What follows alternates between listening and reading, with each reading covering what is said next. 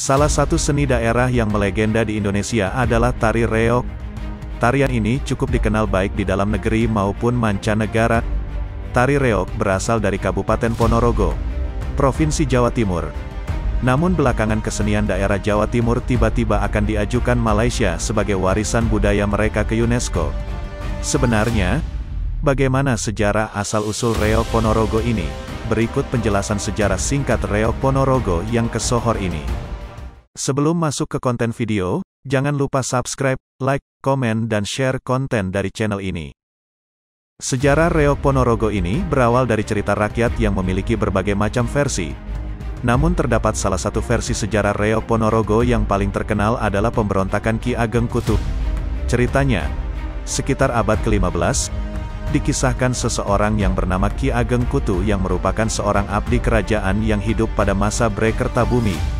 Ki Ageng Kutu melakukan pemberontakan dikarenakan murka terhadap pemerintahan raja yang zalim dan terpengaruh dari isi Raja Majapahit yang berasal dari Tiongkok. Lantas Ki Ageng Kutu meninggalkan kerajaan dan mendirikan sebuah perguruan bela diri. Dikarenakan ia dan pasukannya terlalu kecil untuk melawan kerajaan, Ki Ageng Kutu membuat sebuah seni pertunjukan reog sebagai sindiran terhadap Raja Kertabumi. Dalam pertunjukan reog, ditampilkan topeng berbentuk kepala singa yang disebut sebagai singa barong, yang menjadikannya simbol Kertabumi.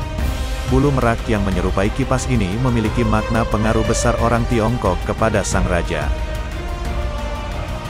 Sementara itu karakter Warog diperankan oleh pria berjanggut lebat, berbadan besar yang melambangkan seorang yang memiliki kekuatan mistis.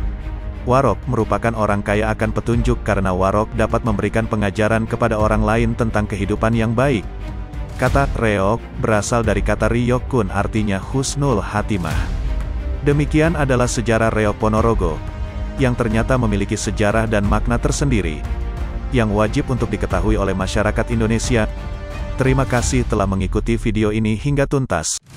Semoga memberi hasanah keilmuan untuk Anda. Wassalamualaikum.